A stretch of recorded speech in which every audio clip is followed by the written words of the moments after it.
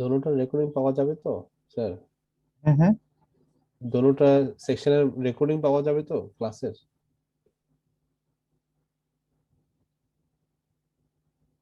ও recording, হ্যাঁ সব। ঠিক আছে।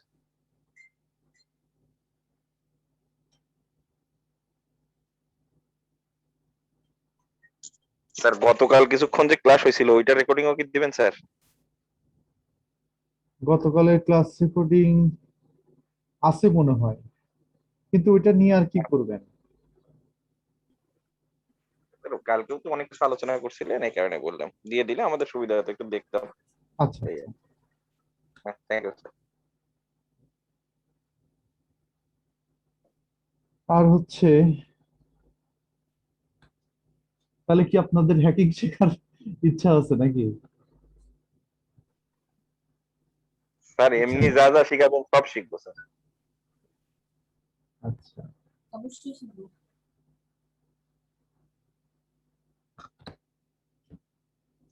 তো নেক্সট টপিক হচ্ছে জেনারেট সাইট ম্যাপ।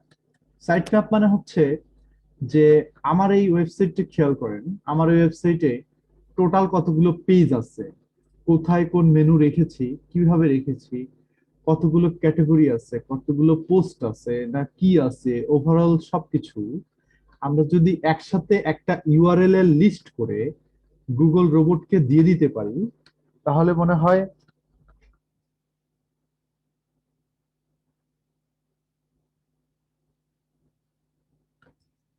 হয় যে আমাদের ওয়েবসাইটটা গুগলের রোবটের ইন্ডেক্স করতে সহজ হবে, তাই না? ওকে। শত্রুর আইডি গুলা, আমি তো ফেসবুক আইডি হ্যাক শিখাবো না, ফেসবুক আইডি হ্যাক করাও যায় না, সোশ্যাল ইঞ্জিনিয়ারিং ছাড়া হয় না। আমরা এখানে আমি মূলত ওয়েবসাইট হ্যাকিং নিয়ে কাজ করি, website hacking, wifi hacking, computer hacking, এগুলো।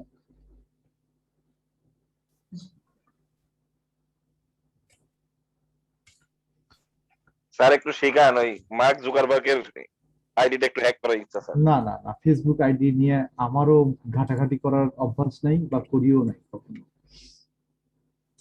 আচ্ছা দেখেন, তো এই টোটাল ওয়েবসাইটের ইউআরএল এর লিস্টটা আমরা যদি সার্চ ইঞ্জিনের রোবটকে দিয়ে দিতে পারি তাহলে আমাদের জন্য ভালো হয়। তো এই টোটাল ওয়েবসাইটের লিস্টটা এবং ওয়েবসাইটে কোথায় কি আছে এটাকে সাইট ম্যাপ বলা হয়। সাইট ম্যাপ মানে কথাটা শুনেই মনে হয় আপনারা বুঝতে পারতেছেন যে মানে ওয়ার্ডটা কি ধরনের। সাইট ম্যাপ মানে একটা ওয়েবসাইটের কি ফুল ম্যাপ, তাই না? একটা ফুল ওয়েবসাইটের ম্যাপ স্যার, ফুল ম্যাপ। পুরো ওকে, সাইডের ম্যাপ স্যার। পুরো সাইটের ম্যাপ।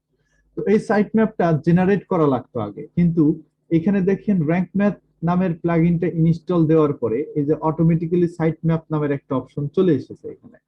দ্যাটস ওয়াই আমাদের কষ্ট করে আর সাইট ম্যাপ বানাতে হয় না, আমাদের automatically rank map site map বানিয়ে দিয়েছে। এখানে ক্লিক করলেই আমরা আমাদের ফুল ওয়েবসাইটের ইউআরএল এর লিস্ট দেখতে পারবো। এই যে দেখেন চলে আসছে, এই কয়েকটা ইউআরএল হচ্ছে আমাদের সাইট ম্যাপের মধ্যে আছে, পেজ পোস্ট ক্যাটাগরি সবগুলো এখানে আছে, 5টা সাইট ম্যাপ আছে, বুঝছেন? তো এখন কি করব, আমি এই সাইট ম্যাপটা এইটা এখান থেকে জাস্ট কপি করে নেব। কপি করে নিয়ে আমি গুগল সার্চ কনসোলে চলে যাব, আমি যেটা একটু আগে ভেরিফাই করব। এখান থেকে সাইট ম্যাপ সেটিং এ আসবো, আসার পরে এখানে সেই ইউআরএলটাকে ফেলে দিব, দিয়ে সাবমিট করে দেব।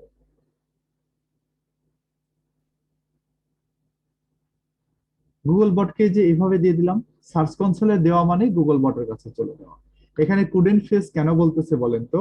কারণ হচ্ছে এখানে আমার সেটিং সেকশনে এসে রিডিং এ দেখেন, ক্লিক করে কি করা আছে, ডিসকভারেজ করা আছে, তাই না?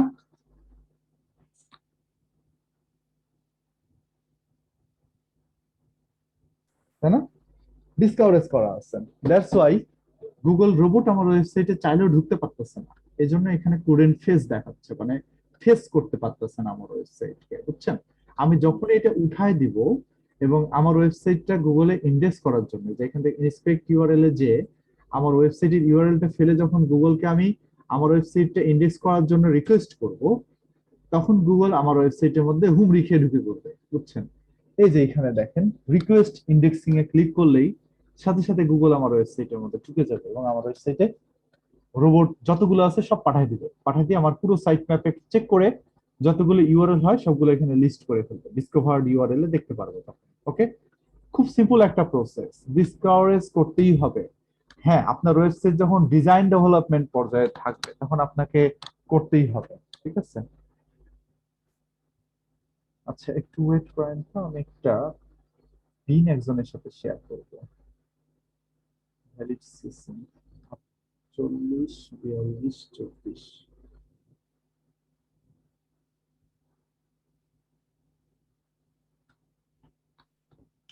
আচ্ছা, তারপরে টপিকটা হচ্ছে চেক লোডিং স্পিড। আমাকে দেখতে হবে এই ওয়েবসাইটটা কত সেকেন্ডে লোড নেয়। যদি এই ওয়েবসাইটটা রোবট টেক্সট গুলো কিভাবে ডিজালো করব, ও আচ্ছা, ওই কারোর ওয়েবসাইটে ডিজালো করা আছে, এটা কপি করেও নিতে পারেন, অথবা আপনি ডিজালো করার জন্য যে এখানে স্মল এসইও টুলস আছে, স্মল এসইও টুলস আছে, এখানে ক্লিক করবেন। এই ওয়েবসাইটের মধ্যে আসবেন, আসার পরে আপনার হচ্ছে এখানে দেখেন রোবট টেক্সট জেনারেটর আছে, স্মল এসইও টুলস। এটা কি এরা হারাই দিল নাকি উড়াই দিল নাকি করলো আল্লাহ ভালো জানে। ওয়েবসাইট ম্যানেজমেন্ট টুল, page speed test, QR code, secure mobile friendly, tracking tools. আরে অসংখ্য টুলস আছে এখানে, আমি সবগুলোই দেখাবো। আপনাদের যেগুলো দরকার সেগুলো আমি আপনাদের দেখাই দিব, এগুলো কিভাবে কাজ করে। সার্চ দেওয়া লাগবে, স্যার খুঁজে পাওয়া যাবে স্যার না। টুলস গুলা কিভাবে অ্যাড করেন স্যার? আপনার যে উইন্ডোজে যে সবগুলো অ্যাড আছে। ও, এগুলা ক্রোম এক্সটেনশনে যে অ্যাড করি সার্চ কনসোলে। Robots targeting checker primary robot text generator, এইখানে আপনার ওয়েবসাইটের ইউআরএলটা ছাড়বেন, ঠিক আছে? স্যারে কোনটাকে আপনি অ্যালো করতে চাচ্ছেন এবং কোনটাকে ডিসঅ্যালো করতে চাচ্ছেন এইখান থেকে জাস্ট সিলেক্ট করে দিবেন, তাহলে হয়ে যাবে। দেখেন ক্রিয়েট রোবট টেক্সটিতে ক্লিক করে যে অটোমেটিক জেনারেট হয়ে যাবে। এখানে ডিসঅ্যালো সেকশনের মধ্যে আপনি যেটাকে ডিসঅ্যালো করতে চান সেটাকে ডিসঅ্যালো করে দিবেন। হ্যাঁ, এই যে এখান থেকে এটা কপি করে দিবেন, পেস্ট দেন।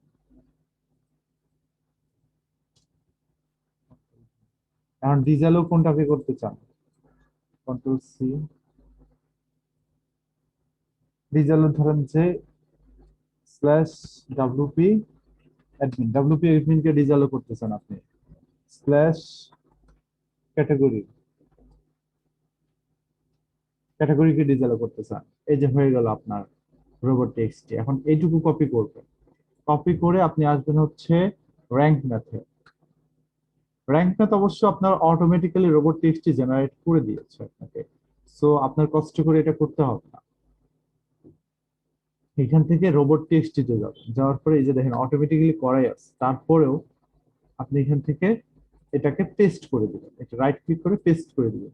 এখন পেস্ট করতে দিচ্ছে না, কারণ ওই যে আমরা সার্চ ইঞ্জিনকে ডিসকভারেজ করে রাখছি, বুঝছেন, হিডেন করে রাখছি, ওটাকে ওপেন করে দিতে বলতেছে, তারপর এটা আমাকে এডিট করতে দিবে, তাছাড়া দিবে না, বুঝছেন?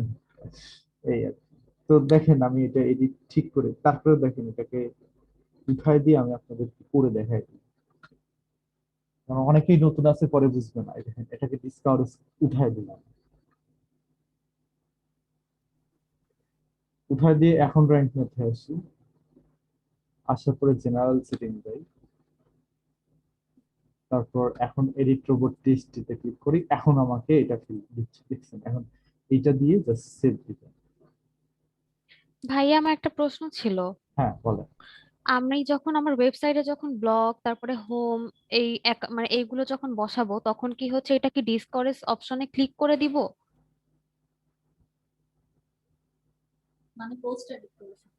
বুঝি নাই। মানে আমি যখন আমার ওয়েবসাইটে পোস্ট করব তখন হচ্ছে আমি ডিসকরেজ যে অপশনটা আছে সেটা কি আমি অন রাখবো নাকি অফ রাখবো?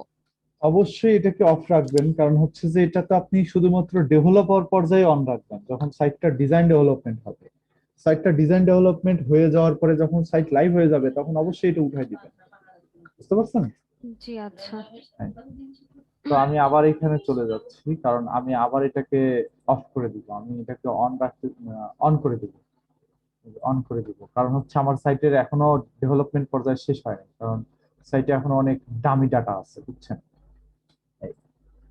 তো দেখছেন রোবট টিএক্সটি আচ্ছা দিলাম। এখন আমাদের কাজ হচ্ছে চেক লোডিং স্পিড, ওয়েবসাইটটা কত সেকেন্ডে গুগলে লোড নেয় এটা দেখতে হবে। কারণ আমাদের ওয়েবসাইটে ভিজিটর আসার পরে যদি আমাদের ওয়েবসাইট লোড নেয়, খুব বেশি পরিমাণে ভিজিটর বিরক্ত হবে। এই জন্য আমাদের যেটা করতে হবে, এখান থেকে আমাদের একটা ওয়েবসাইটে যেতে হবে, যেটা ওয়েবসাইটের নাম হচ্ছে জিটি ম্যাট্রিক্স। জিটি ম্যাট্রিক্স গুগলের জ্বালায় মরে গেলাম। gtmetrics.com, এখানে এসে ওয়েবসাইটের ইউআরএলটা ফেলবেন। সরি, এটাকে কপি করে নিই। ইনকগনিটো কেন অন করতে হচ্ছে স্যার? ইনকগনিটো তো নিলাম কারণ হচ্ছে যে ওই যে কোনো ডাটা, কোনো কেস কুকিজ ধরে রাখবে না। ধরেন এর আগে যদি আমি এই সাইটের কেস লোডিং স্পিড চেক করি 5 সেকেন্ড, কাজ করার পরে ওয়েবসাইটে যখন কাজ করে সাইটটা স্পিড আপ করে ফেলবো, তখন আবার যদি আমি এই ব্রাউজার থেকে চালাই তখন আবার 5 সেকেন্ডই দেখানোর সম্ভাবনা আছে। এই জন্য ইনকগনিটোতে আসলাম, যেন চেঞ্জ করার পরে কি হয়েছে সেটার অ্যাকচুয়াল ডাটা দেখা যায়। কারণ আমার তো ব্রাউজারের কেস কুকিজ এখানে ধরতেছে না। আপনারা একটু বাসায় পড়াশোনা করবেন কেস কুকিজ নিয়ে, বুঝছেন? লোডিং টাইম ভালো 2.9 সেকেন্ড, বুঝছেন? এবং এটা পারফরমেন্স 83%, স্ট্রাকচার 94%। ভালো, খারাপ না কিন্তু, ঠিক আছে? অল্প কিছু কাজ আছে, এটা করলেই ঠিক হয়ে যাবে, বুঝছেন? ওটা পরে আমাদের কিছু কাজ করতে হবে। একটা সুন্দর প্লাগইন আছে, ওইটা দিয়ে কিভাবে সাইটের লোডিং টাইম বাড়ায় ফেলা যায় আমরা চেক দিয়ে দেখবো, বুঝছেন? ওইটার নাম হচ্ছে ডাব্লিউপি রকেট। ডাব্লিউপি রকেট দিয়ে সেট আপ দিয়ে আমরা দেখাই দিব যে কিভাবে একটা ওয়েবসাইটের লোডিং টাইম আপনার 1 সেকেন্ডের কাছাকাছি টাইমে নিয়ে আসতে হয়, বুঝছেন? তো এই প্লাগইনটা ব্যবহার করে, এটা টোটালি প্রিমিয়াম আর কি, ফ্রি না এটা। হুম, এটা ব্যবহার করা শিখাই দিব আপনাকে, তাহলে ওয়েবসাইটের লোডিং টাইম কমে যাবে। তো লোডিং টাইম না কমলে কিন্তু সেই ওয়েবসাইট গুলোকে গুগল প্রাধান্য দেয় না। যে সাইট গুলো লোডিং টাইম অনেক বেশি বা যেগুলো সাইট লোড নিতে অনেক বেশি দেরি করে, সেই সাইট গুলোকে গুগল একদম অপছন্দ করে, বুঝছেন? তো এই জন্য আমাদের ওয়েবসাইটের লোডিং টাইম সবসময় কম রাখতে হবে। অথবা ক্লায়েন্টের সাথে যখন কাজ করতে যাব তখন ক্লায়েন্টের সাইটের লোডিং টাইম যদি বেশি দেখি, তাহলে ক্লায়েন্টকে বলবো যে আপনার ডেভেলপারকে বলেন উনি যেন আপনার ওয়েবসাইটের লোডিং টাইমটাকে কমায় দেয়, অ্যাটলিস্ট 3 সেকেন্ডের নিচে নিয়ে আসে যেন, ঠিক আছে? এরকম আর কি। তো দেখেন না, অ্যামাজন, আলিবাবা দেওয়ার সাথে সাথে চলে আসে, তাই না? এই দেখেন amazon.com দেওয়ার সাথে সাথে চলে এসেছে, অথচ কত বড় ওয়েবসাইট, লাখ লাখ প্রোডাক্ট আছে, লাখ লাখ প্রোডাক্টের ইমেজ আছে এখানে। হ্যাঁ, এবং হিউজ ট্রাফিক, মানে প্রত্যেকদিন billion billion trillion trillion traffic প্রত্যেকদিন এখানে ভিজিট করতেছে এই সাইটে। তারপরেও এদের সার্ভার 1 সেকেন্ডের জন্য ডাউন হয় না। আর বাংলাদেশি সাইট গুলো মানে 10,000 ট্রাফিকও ঢুকতে পারে কিনা জানি না, সার্ভার বিজি দেখায়, বুঝছেন? সারা জীবন সার্ভার বিজি দেখালো। তো এই জন্যই হোস্টিং ভালো জায়গা থেকে নিতে হয়, তাহলে ওয়েবসাইটের এই লোডিং স্পিডটা এবং ওয়েবসাইটের সার্ভার রেসপন্স টাইমটা দুটাই হচ্ছে আপনার ভালো থাকে। হ্যাঁ, তো অ্যামাজন তো নিজস্ব হোস্টিং ব্যবহার করে। যাই হোক, তারপরে টপিক হচ্ছে আমাদের মোবাইল ফ্রেন্ডলি চেকার। আমাদের দেখতে হবে ওয়েবসাইটটা মোবাইল থেকে ভিজিট করা যায় কিনা। এই যে এই ওয়েবসাইটটা মোবাইল ফ্রেন্ডলি কিনা আমরা ম্যানুয়ালি চাইলে চেক দিতে পারবো। এখান থেকে রাইট ক্লিক করে ইন্সপেক্টে যাব, যাওয়ার পরে এখান থেকে ডিভাইস সিলেক্ট করে দেবো গ্যালাক্সি 5 অথবা যে কোনো কিছু একটা। দেওয়ার পরে এখান থেকে আমরা একটু ভিজিট করে দেখবো যে এখানে মোবাইল ভার্সনে সাইটটা কেমন আসতেছে, বুঝছেন? এখানে সাইটটা মোবাইল ভার্সনে কেমন আসতেছে এটা আমাদেরকে দেখতে হবে আর কি। এই যে অনেক সময় কি হয়, এই যে এই মেনুগুলো, এটা কিন্তু মেনু। অনেক সময় মোবাইল ভার্সনে অনেক ওয়েবসাইটের মেনু কাজ করে না। তারপরে কন্টেন্ট গুলো যে এখানে দেখেন কি সুন্দর, এই পাশের দূরত্ব সমান না, পড়া যাচ্ছে না। অনেক সাইটে দেখবেন যে এই বাম সাইডে কন্টেন্ট বের হয়ে গেছে, দেখা যায় না। এরকম অনেক সাইট আছে মোবাইল ফ্রেন্ডলি না। তো যে ওয়েবসাইট গুলো মোবাইল ফ্রেন্ডলি না, গুগল সেই সাইট গুলোকে র্যাঙ্ক দেয় না। কারণ ইউএস এর ট্রাফিকটা, ম্যাক্সিমাম ট্রাফিক কি ব্যবহার করে? মোবাইল ব্যবহার করে। ওরা মোবাইলে ভয়েস সার্চ ইউজ করে। তো যে সাইট গুলো মোবাইল ফ্রেন্ডলি না, মোবাইল থেকে সুন্দর দেখা যায় না, বা কন্টেন্ট ফুল ভিউ হয় না, লোড হয় না, সেই সাইট গুলোকে গুগলে র্যাঙ্ক দেয় না, এবং ওরা বিরক্ত বোধ করে ইউজ করতে, বুঝছেন? তো এই জন্য গুগল মোবাইলের উপরে খুব জোর দিয়েছে। তো যদি ম্যানুয়ালি চেক করেন এভাবে করবেন। আর অটোমেটিক যদি গুগলের মাধ্যমে চেক করতে চান, তাহলে যে এখানে সার্চ দিবেন যে মোবাইল ফ্রেন্ডলি টেস্ট, এটা লিখে সার্চ দিলেই গুগলের নিজস্ব টুলস আছে যেটা দিয়ে মোবাইল ফ্রেন্ডলি চেক করা যায় একটা সাইট, বুঝছেন? এটা একদম গুগলের নিজস্ব, সার্চ google.com। এখানে এসে ওয়েবসাইটটাকে ফেলে দিবেন, দিয়ে টেস্ট ইউআরএল এ ক্লিক করবেন। গুগল বলে দিবে যে সাইটটা মোবাইল ফ্রেন্ডলি কিনা। হ্যাঁ, তো আবার একটু ক্লিক করব, এই যে এখানে রাইট বাটনে ক্লিক করবেন, করে ইনস্পেক্টে যাবেন। যাওয়ার পরে যে এইখান থেকে ডিভাইস সিলেক্ট করবেন গ্যালাক্সি S5 যদি না থাকে। হ্যাঁ, অথবা এটা আইফোনে কেমন দেখা যায় দেখেন, আইফোন এক্স এ গেলে আইফোন এক্স এরকম দেখা যাবে সাইটটা।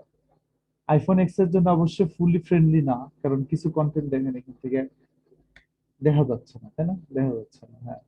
আইফোন এক্স এর জন্য এটা ফুলি ফ্রেন্ডলি না। তারপর আইপ্যাডে কেমন দেখা যায়, আইপ্যাডে এরকম দেখা যাবে। তারপর হচ্ছে এটা গ্যালাক্সি ফোল্ডে কেমন আসবে, গ্যালাক্সি ফোল্ডে এরকম আসবে।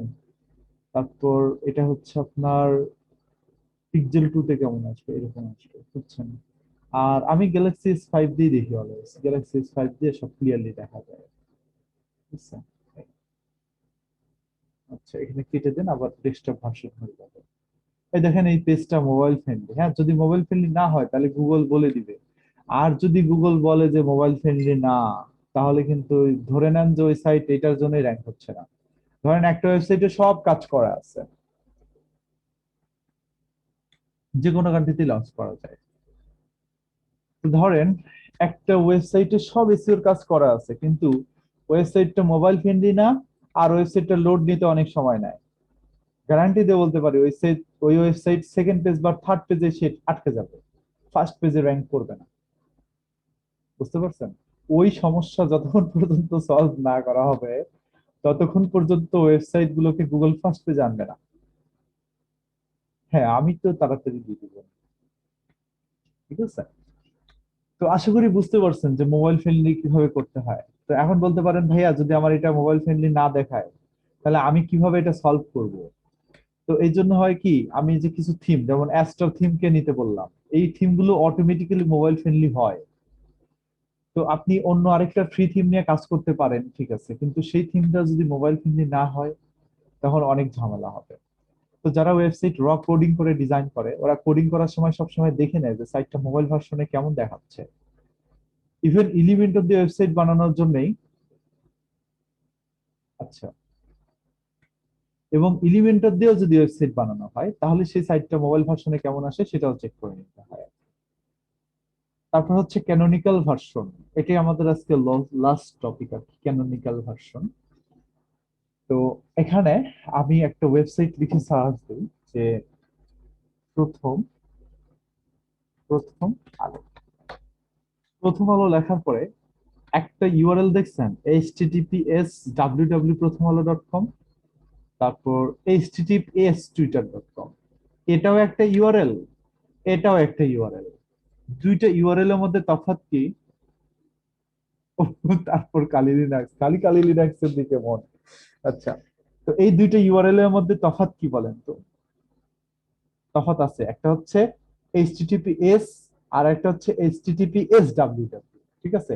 তো ইন্টারনেটে এরকম চারটা ভার্সন আছে, বুঝছেন? একটা হচ্ছে http, একটা হচ্ছে http://www। http মানে কি? হাইপার টেক্সট ট্রান্সফার প্রোটোকল, তাই না? Hyper text transfer protocol. Mobile version না হলে ডেভেলপারকে বলবেন, এটা ডেভেলপারের দোষ। ডেভেলপার ওয়েবসাইটটা ডিজাইন করার সময় বা ডেভেলপ করার সময় মোবাইল ফ্রেন্ডলি করে নাই, ঠিক আছে? সো তাকে দিয়ে এই কাজটা করায় নিতেন। আর এইচটিটিপি ডাব্লিউডাব্লিউ এটা একটা ভার্সন, আর আরেকটা হচ্ছে এইচটিটিপিএস, আরেকটা হচ্ছে এইচটিটিপিএস ডাব্লিউডাব্লিউ। তো এখন খেয়াল করে দেখেন যে ওয়েবসাইট এইচটিটিপি অথবা এইচটিটিপি ডাব্লিউডাব্লিউ একই, কিন্তু কোনো সমস্যা নেই, দুটো প্রায় সেম। তো এইচটিটিপি হচ্ছে হাইপার টেক্সট ট্রান্সফার প্রোটোকল। তো ওই ওয়েবসাইটটা এইচটিটিপি ভার্সনে গুগলে লোড করবে আর কি। হ্যাঁ, ওই ওয়েবসাইটটা গুগলে এইচটিটিপি ভার্সনে লোড হবে, কিন্তু প্রবলেম হবে কি জানেন? প্রবলেম হবে হচ্ছে ওই ওয়েবসাইটটাকে সিকিউর দেখাবে না। ওয়েবসাইটটাকে সিকিউর করা খুবই জরুরি। ধরেন যে আমি nu.ac.bt, জানি না এটা এসএসএল লাগালো কিনা। এই দেখেন এটা সাইট এইচটিটিপি ভার্সনে গুগলে রাখে, না রে এসএসএল লাগাইছে। যাই হোক, বাংলাদেশের ম্যাক্সিমাম ওয়েবসাইটে আপনার হচ্ছে ইয়া নাই, এসএসএল নাই। এই দেখেন এইচটিটিপি ভার্সনে গুগলে র্যাঙ্ক করে, আর এখানে এরা র্যাঙ্ক করে কি ভার্সনে? এইচটিটিপিএস ভার্সনে, তাই না? তো এরকম 4টা ভার্সন আছে, বুঝছেন? কিছু কিছু ভার্সনে এইচটিটিপি, এটা আবার এইচটিটিপি ডাব্লিউডাব্লিউ ভার্সনে র্যাঙ্ক করে। এই ডট এই দেখেন, এটা নট, এটা এইচটিটিপি দিয়ে র্যাঙ্ক হয়, নট সিকিউর। তো যে সাইটগুলো এইচটিটিপি সেগুলো হচ্ছে নট সিকিউর দেখায়, আর যে সাইটগুলো এইচটিটিপিএস সেগুলোর পাশে এরকম একটা তালার চিহ্ন দেখায়। তো এটা হচ্ছে উইথ এসএসএল, আর এটা হচ্ছে উইদাউট এসএসএল। এসএসএল মানে হচ্ছে সিকিউর সকেট লেয়ার। এই সিকিউর সকেট লেয়ার একটা ওয়েবসাইটের সাথে কেন লাগানো হয় জানেন? যেন ওয়েবসাইটটা এইচটিটিপিএস ভার্সনে লোড হয়। এবং আরেকটা উদ্দেশ্য আছে যে your information, for example password or credit card numbers is private when it is sent to site. তো মনে করেন দারাজে একটা ওয়েবসাইট, এখানে প্রচুর ভিজিটর আছে, ভিজিটররা সবসময় এসে ওয়েবসাইটের মধ্যে পারচেস করতেছে, পাসওয়ার্ড দিয়ে সাইন আপ করতেছে, সাইন ইন করতেছে, ক্রেডিট কার্ড নাম্বার দিচ্ছে, দিয়ে দারাজ থেকে প্রোডাক্ট কিনতেছে, তাই না? তো এদের ইনফরমেশন গুলো যদি হ্যাক হয়ে যায় কেমন হবে? দারাজ বিপদে পড়বে না? এই জন্য এই এসএসএলটা অ্যাড করতে হয় যেন ওই ইনফরমেশন গুলো হাইড হয়ে যায়, প্রাইভেট হয়ে যায়। পাসওয়ার্ড, ক্রেডিট কার্ড এগুলো প্রাইভেট হয়ে যায়। তো এবং এই যে সাইট গুলোতে এসএসএল থাকে না, এগুলো হ্যাক করা অনেক সহজ, বুঝছেন? এই ডাটাগুলো এনক্রিপ্টেড করা থাকে না, এগুলোর পাসওয়ার্ড গুলো যে আপনার ডেটাবেস থেকে টান দিলে বের হয়ে আসে। এই জন্য এই যে গভর্নমেন্ট ওয়েবসাইট গুলো খালি ধাপ ধাপ করে হ্যাক হয়ে যায়, আর বেসরকারি ওয়েবসাইট গুলো হ্যাক করা অনেক কঠিন হয়। এগুলোতে এসএসএল তো আছেই, এক্সট্রা অনেক সিকিউরিটি দেওয়া আছে, চাইলে সিকিউরিটি ব্রেক করা সম্ভব না। প্রথম আলোর ধরেন সিকিউরিটি ব্রেক করতে গেলে একবারে জান বের হয়ে যাবে, বুঝছেন? এটা সম্ভবই না, বলতে পারেন অনেক সময় লাগবে, অনেক ঝামেলা। হ্যাঁ, আমার থেকে ওয়েবসাইট তৈরি করে নিতে পারবেন, কোনো সমস্যা নেই। কোম্পানি তো দেখতে পারে। আচ্ছা, এখন বলছেন যে এইচটিটিপিএস কি প্রিমিয়াম না ফ্রি দিয়ে করা হয়? আচ্ছা, এটা হচ্ছে আপনার প্রিমিয়াম হলে ভালো, বুঝছেন? প্রিমিয়াম হলে ভালো। আর যদি বলেন আর নেমচিপ থেকে হোস্টিং কিনলে, নেমচিপ প্রথম বছরে এটা ফ্রি দেয়, পরের বছর থেকে কিনতে বলে। তো পরের বছরে যে আপনি এটা ফ্রি করে নিতে পারবেন, একটা মাধ্যম আছে, বুঝছেন? একটা সিস্টেম আছে, ওইটা দিয়ে আপনি খুব সহজে প্রিমিয়ামটা কি একদম ফ্রি করে নিতে পারবেন। আমি আপনাদেরটা শিখাই দিব ভবিষ্যতে। হ্যাঁ, তো আপনাদের একটা টাকাও এসএসএল এর জন্য খরচ করতে হবে না ইনশাআল্লাহ। হ্যাঁ, হ্যাঁ, এখন আপনারা এই ইউআরএল গুলো দেখলে সেফে থাকতে পারবেন যে কোনটা কি অবস্থায় আছে। হ্যাঁ, যেগুলো একদম নট সিকিউর এইচটিটিপিএস ভার্সনে, এই সাইট গুলোতে নিজেদের ইনফরমেশন আপনারা কম দেওয়ার চেষ্টা করবেন, ফেক ইনফরমেশন দিয়ে লগ ইন করবেন, সাইন আপ করবেন, ঠিক আছে? রিয়েল ইনফরমেশন দেওয়ার দরকার নেই। মানে একবার এক নিমিষে হ্যাক করা সম্ভব এইগুলা, এত সিকিউরিটি দুর্বল এই সাইট গুলো, বুঝছেন? তো যাই হোক, আমি অনেক দূরে চলে গেছি, আমি যেটা নিয়ে কথা বলতেছিলাম সেটার মধ্যে থাকি। আসলে কি করব, শিখাতে গেলে আসলে হয় না, অনেক ডিটেলসে শিখাতে হয়, তাছাড়া পরবর্তীতে যে প্রবলেম হয় আর কি। তো এই যে যে 4টা ভার্সন, আপনি আপনার ওয়েবসাইটকে গুগলে কোন ভার্সনের দেখতে চাচ্ছেন সেটা গুগলকে বলে দিতে হয়। এটাই হচ্ছে ক্যানোনিক্যাল ভার্সন, ঠিক আছে? এটাই হচ্ছে ক্যানোনিক্যাল ভার্সন, ক্যানোনিক্যাল ভার্সন আছে হচ্ছে চারটা ভার্সনের মধ্যে কোন ভার্সনে আপনার ওয়েবসাইটটা গুগলে দেখতে চাচ্ছেন সেই ভার্সনটা জাস্ট গুগলকে বলে দিলেই হয়ে যাবে। ওকে,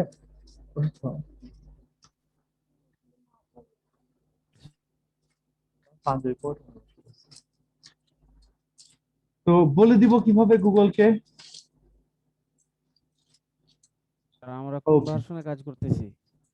হ্যাঁ হ্যাঁ,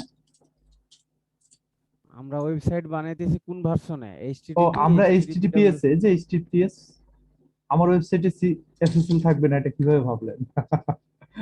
অবশ্যই আমার ওয়েবসাইট সিকিউর হবে, তাই না? জি। আচ্ছা, ভাই একটা প্রশ্ন ছিল, হ্যাঁ বলেন। সেটা হচ্ছে আমি ওয়েবসাইটটা করার পরে আমি সেটা কোথায় সেভ রাখবো, যদি একটু বলতেন। একেবারে বেসিক একটা কোশ্চেন যদিও। কোথায় সেভ রাখবেন মানে? মানে এটা তো আমি কি বারবার, মানে এটা আমি মানে দেখবো ও কোথা থেকে আবার আচ্ছা আচ্ছা ঢুকে? আচ্ছা, আপনি ইউআরএলটাকে কপি করে রাখতে পারেন, ইউআরএলটাকে মুখস্থ রাখতে পারেন, অথবা এই যে এখান থেকে বুকমার্ক করে রাখতে পারেন। অ্যাড বুকমার্কে যে হুম, আপনি এখানে সুন্দর একটা ফোল্ডার করে রাখতে পারেন, অথবা বুকমার্ক বারে বুকমার্ক করে রাখতে পারেন, তাহলে আপনার এই বুকমার্ক বারে এভাবে শো করবে। আচ্ছা, তখন কি আমার ওই যে পাসওয়ার্ড আর ইমেইল দিয়ে ঢুকতে হবে, তাই তো? আর তখন আপনার এই যে ওয়ার্ডপ্রেসের ড্যাশবোর্ড যেটা আছে সেই ড্যাশবোর্ডের ইউজার নেম পাসওয়ার্ড দিয়ে ঢুকবেন। আচ্ছা, কিন্তু ভাই একটা কাহিনী হইলো, আমি তো বুকমার্কে যতটুকু করেছি সেভ করে রেখেছিলাম, দেন ওইটা আমি টুকে রাখছি খাতায়, ফোনেও ছবি তুলে রাখছি, কিন্তু ঢুকতে পারছি না, রং পাসওয়ার্ড দেখাচ্ছে। ইমেইলে যাবেন, আপনার ইমেইলে ইউজার নেম পাসওয়ার্ড দিয়ে দিচ্ছে, চেক করে দেখেন। এটা ইমেল, আবার কই আচ্ছা বুকমার্ক করে ফেলাইলাম আল্লাহ। আচ্ছা ভাইয়া। তো এটা স্যার হচ্ছে আপনি ওই ক্যানোনিক্যাল ভার্সন। তো ক্যানোনিক্যাল ভার্সন নিয়ে আমাদের কোনো চিন্তা নাই, ক্যানোনিক্যাল ভার্সন অটোমেটিক্যালি হচ্ছে গুগল বলে দিবে যে এখান থেকে আমাদের র্যাঙ্ক ম্যাথকে আসলে বলে দিবে, র্যাঙ্ক ম্যাথই আমাদের এই হেল্পটা করবে, বুঝছেন?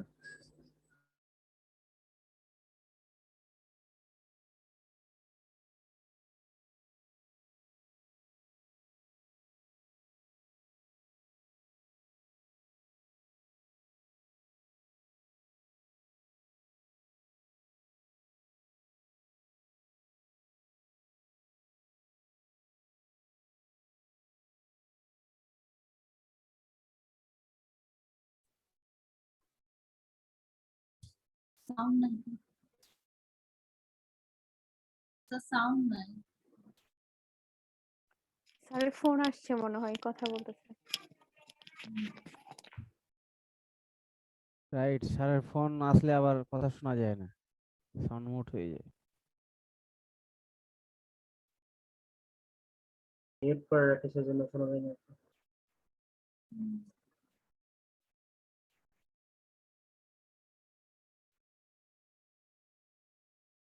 কিন্তু এটা দেখাচ্ছে তো।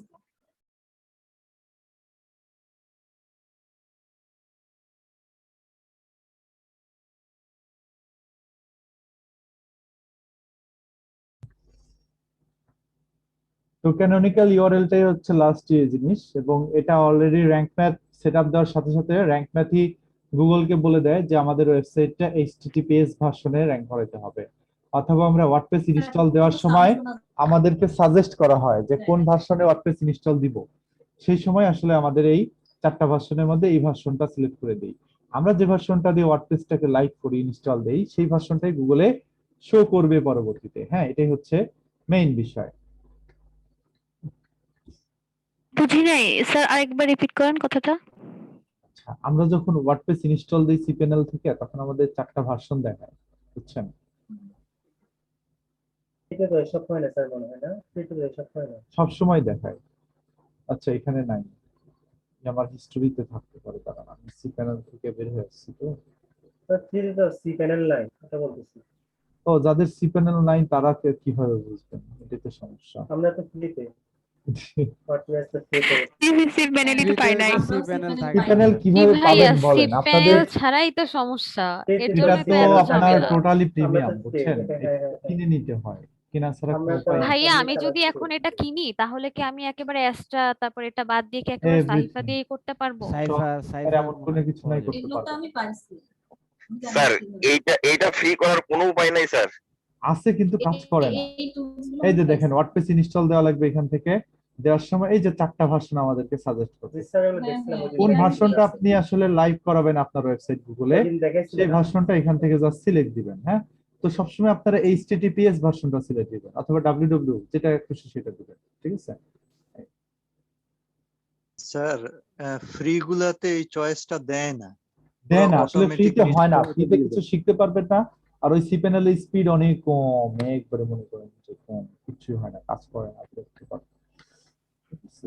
স্যার তাহলে মোটামুটি একটা ওয়েবসাইট করতে টোটাল কত খরচ পড়বে স্যার? একটা ওয়েবসাইট করতে আপনি নিজে যদি বানান তাহলে কোনো খরচই নাই ডোমেইন হোস্টিং ছাড়া, কারণ থিম তো প্রিমিয়াম যেগুলো আছে আমাদের স্যার থেকে নিতে পারতেছেন।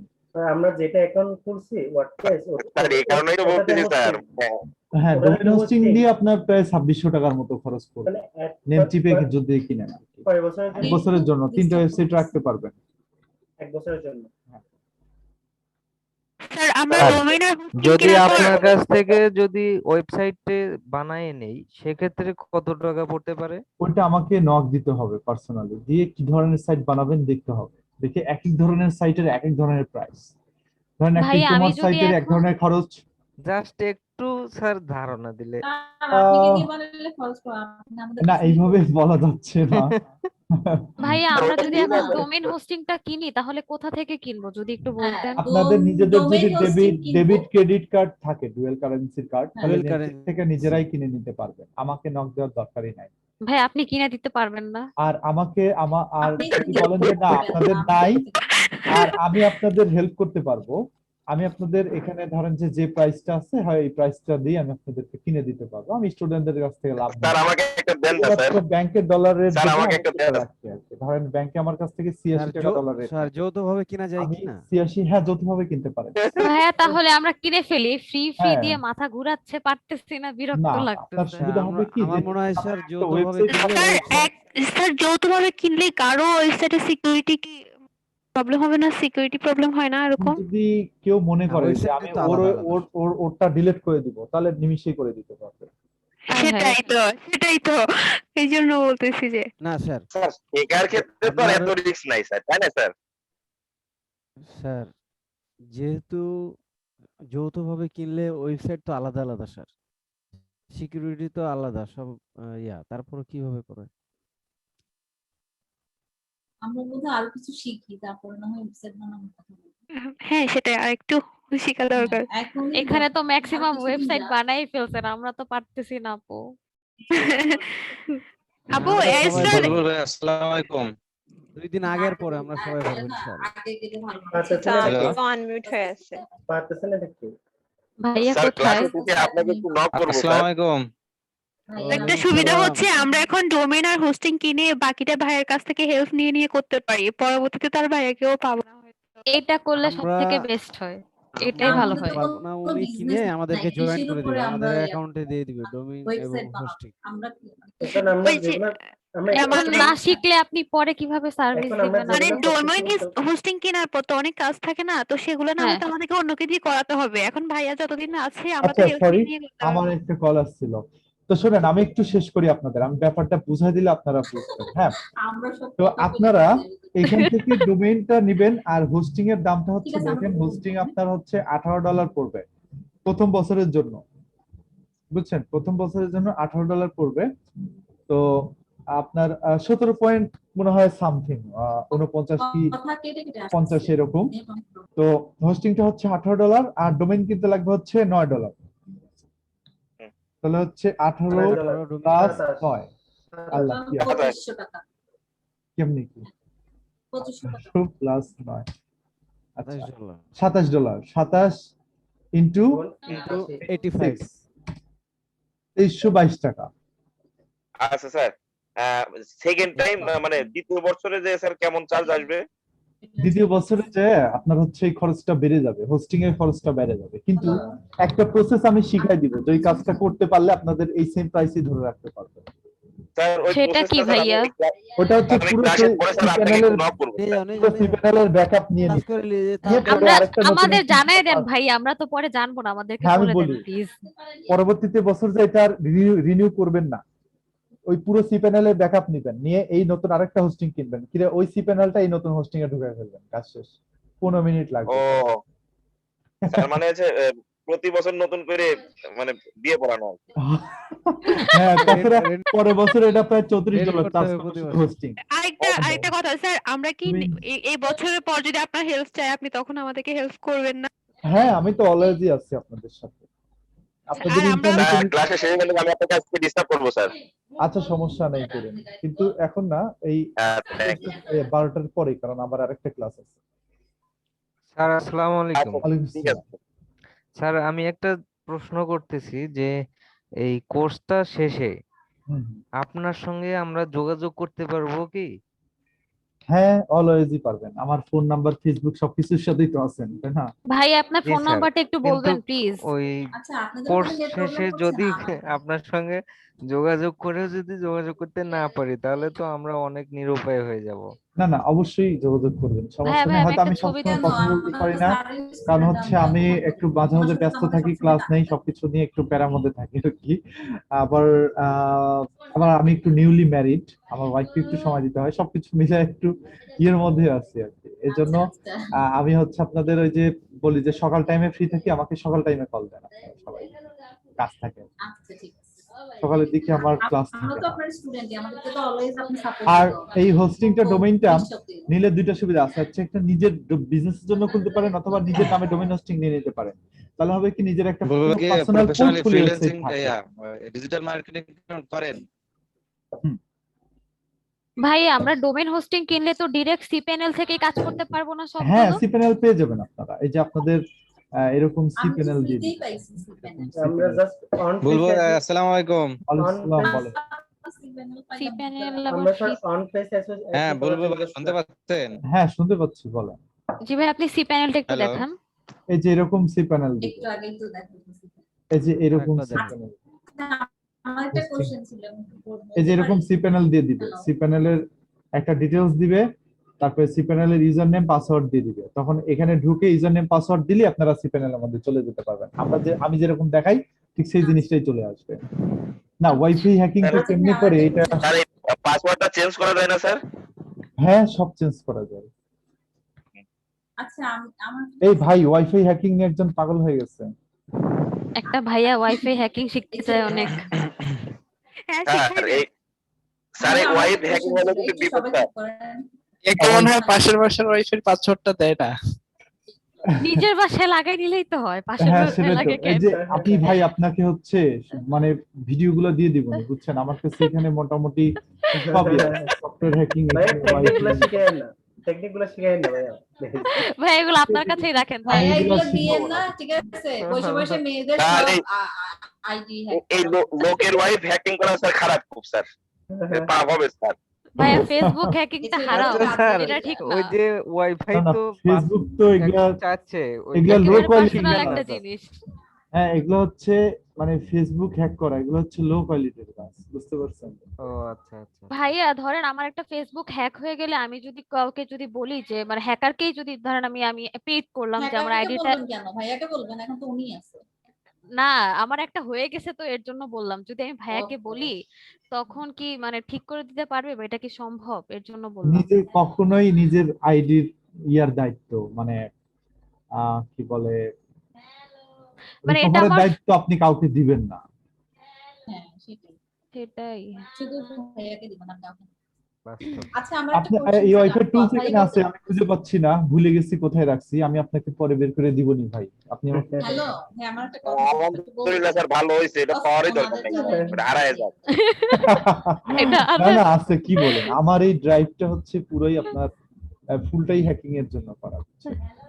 হ্যাঁ, এই ফুল ড্রাইভই এখানে প্রায় আপনার স্যার, ভাই 20 আপনি তো টাকার মাল্টি tools আছে বলতে ট্যালেন্টেড, পারেন। একদিকে ইথিক্যাল হ্যাকার, একদিকে ডিজিটাল মার্কেটিং এর মেন্টর, মানে পুরাই জোস। তার আর্টিকেল এই মেকার। করি স্যার আর কি। আমাদের ক্লাসের ভিতর হারাম হালাল হারাম কতটুক স্যার? না, সবই হালাল, হারাম কিছু নাই। না আচ্ছা, আমি একটা না। আমি question লোক করি। জিনিস যদি হ্যাক করি তাহলে এটা হারাম না স্যার? না, আমরা তো কারোর জিনিস হ্যাক করি না।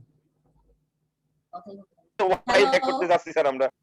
হ্যালো ওই যে ভাইয়া, উনি আমার একটা বলতেছে question তাই ছিল। আর কি, হ্যালো, আমি এগুলা কাজ করি না। হ্যালো। ওয়াইফাই হ্যাকিং করাটা তো এথিক্যাল না, এটা তো হ্যাঁ, ইথিক্যাল না, বুঝছেন? এটা তো আমরা ইথিক্যাল হচ্ছে না। হ্যাঁ আমরা হলাম ইথিক্যাল হ্যাকার। আমরা ওই যে মানুষের ওয়েবসাইটের সমস্যাগুলো সলভ করে দিই, হ্যাঁ, বা হ্যাক হলে সেটাকে রিকভার করে দিই, অথবা সিকিউরিটি দুর্বল কিনা চেক করে দিই, কোথায় কিভাবে দুর্বলতা আছে এগুলো বের করে দিই, হ্যাঁ, বা ওয়েবসাইট হ্যাক হয়ে যাচ্ছে সেটাকে ডিফেন্ড করি, ঠেকাই দিই, এগুলো আমার কাজ। কিন্তু কারোর ওয়েবসাইট খেয়ে দেওয়া এগুলো আমাদের নীতির মধ্যেই পড়ে না, আমাদের কোর্স করানোর সময় শিখাই দেওয়া হয়েছে, বুঝছেন? আমি কিন্তু বিআইটিএম থেকে কোর্স করছি, হ্যাঁ।